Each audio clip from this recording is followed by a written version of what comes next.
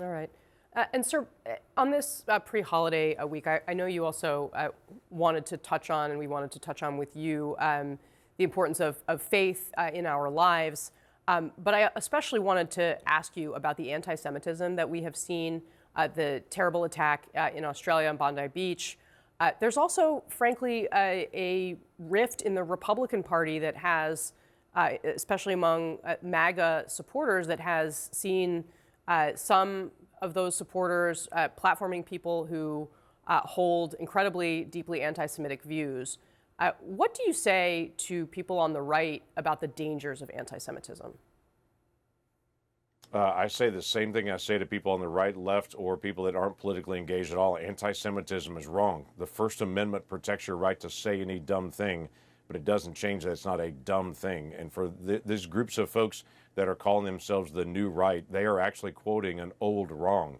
Anti-Semitic Semitic tropes are just wrong.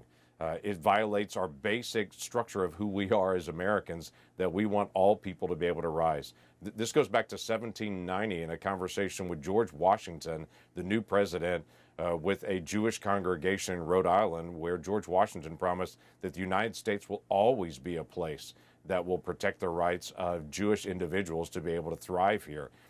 So this is core of who we are, and we need to continue to be able to protect that. And it's hard to imagine just a week ago today we were awakening on this Sunday morning to the attack that was there at Bondi Beach in Sydney, and just our hearts just sank thinking about that.